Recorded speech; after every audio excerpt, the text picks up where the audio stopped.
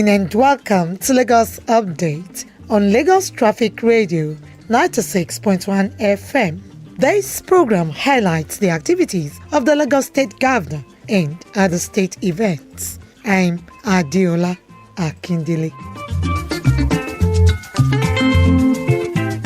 In the highlights of the program today, Governor Sanwo-olu discusses technology exchange investments with Dubai-Based Exhibitors. This and more after this time out. We'll begin today with the story.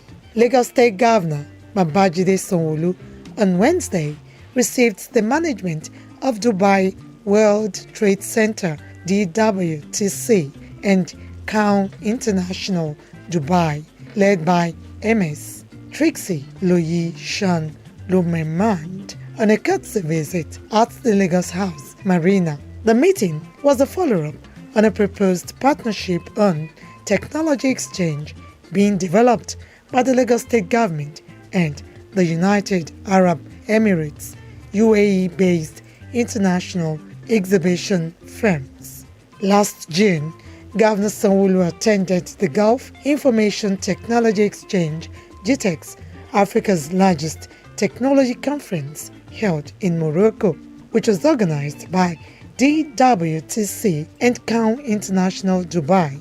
Before a global audience, the governor shared the story of Lagos' technological advancement while reassuring investors of the state's willingness to pursue foreign direct investment (FDI) into the local technology ecosystem. Governor Sanwo-olu said Lagos remained an important technology hub in Africa, noting that the state was ready to work with the firms to host global technology exhibition. This, he said, would raise the growth potential for startups and entrepreneurs operating in the local technology ecosystem. Lumemand said a visit to Lagos was to further explore areas of mutual collaboration and technology and book a partnership with the Lagos State Government. She said the DWTC team and its partner would be willing to get involved in Lagos' digital transformation vision as well as other areas of collaboration in technology.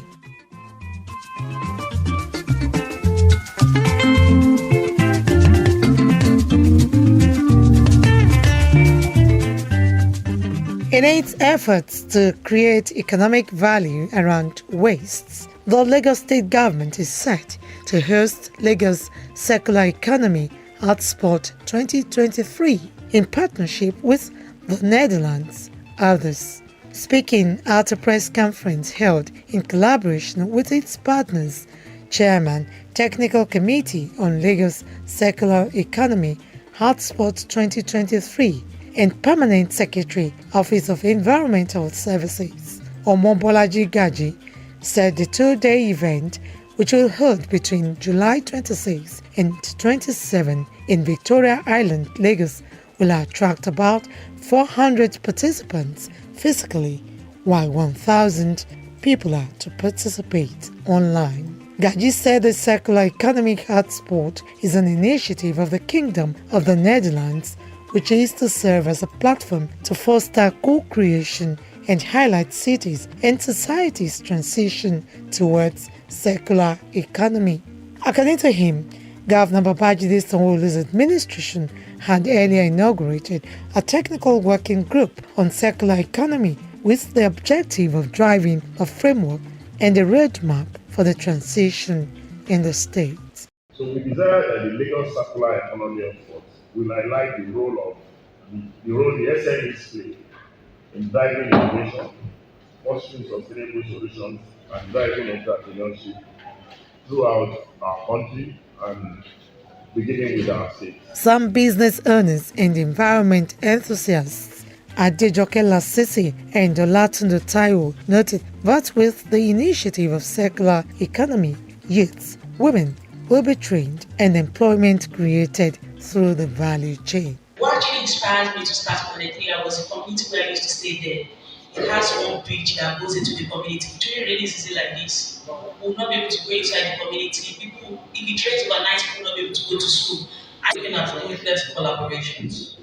We are now in the world of partnerships and collaborations. And of course, we will be discussing strategies for the future. And that's why it's a global event. The event targets small and medium enterprises, industries, non-governmental organizations, professionals, students, foreign development partners, among others.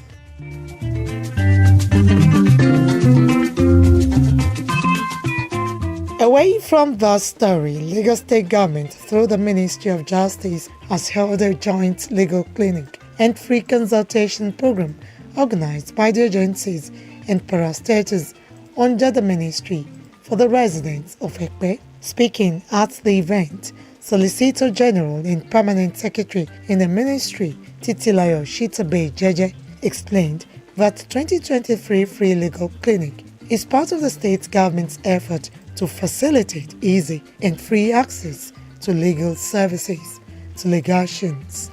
Shitabe Jeje, who was represented by the Directorate for Citizens' Rights, Adetutu Shinusi, also noted that the clinic is to sensitize citizens on what legal services are available as regards justice delivery, especially indigent citizens.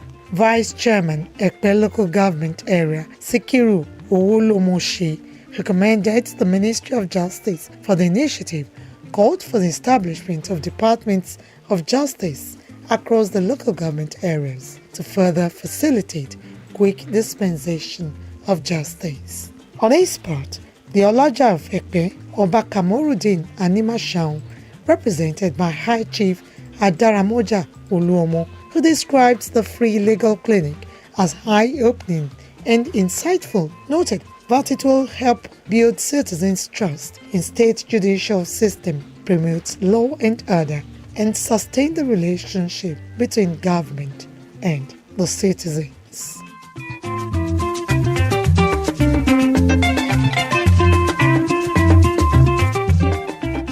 The Executive Secretary of the Lagos State Health Facilities Monitoring and Accreditation Agency, HIMAFA, Abiola Idowu, has revealed that no fewer than 40 private health facilities have been shut in the first half of 2023 for various infractions across the state. Idowu stated this in her address at a one-day stakeholders engagement organized by the agency with the theme Combating Quackery in the Health Sector, Strengthening Stakeholders' Collaboration and Regulatory Oversight. He noted that in trying to combat quackery, it is imperative to involve relevant stakeholders in dialogue and propose solutions, adding that the agency needs to foster its collaborations and partnerships to ensure that stakeholders understand the agency's position and what they need to do in terms of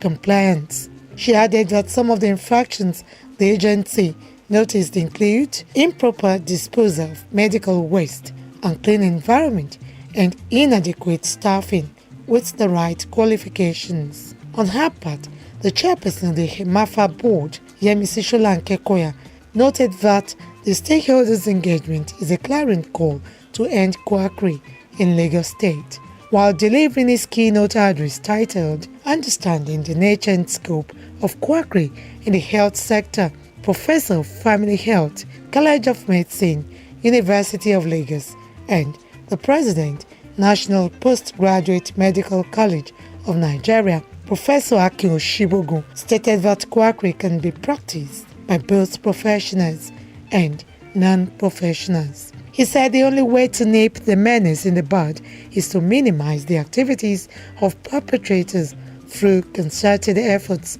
of agencies such as EFAMA, and a proper code of conduct must be put in place to ensure accountability.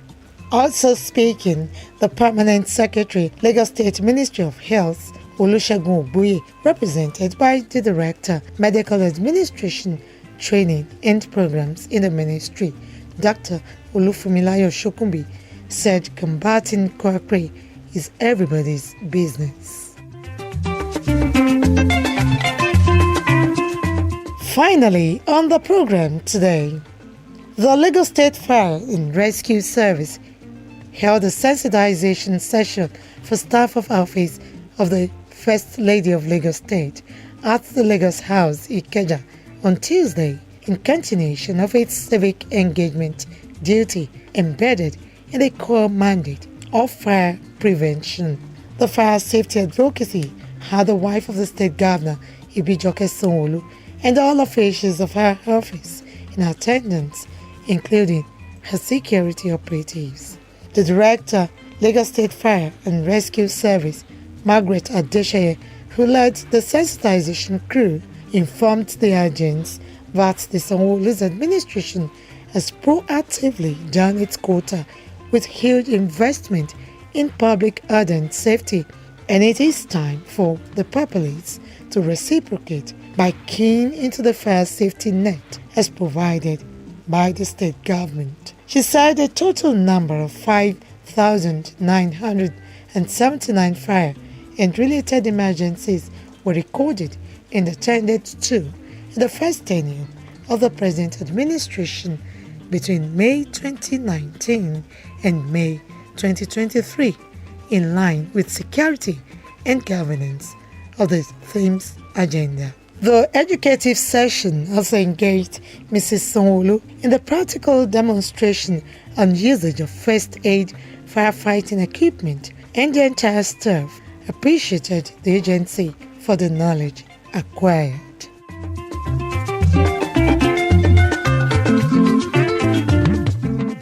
And with that story, we conclude this week's edition of Lagos Update, a program that highlights the activities of the Lagos State Governor and other state events. You can follow us on our various social media platforms: Twitter, Lagos Traffic 961, Instagram, Lagos Traffic Radio 961, Facebook, Lagos Traffic Radio 96.1 FM.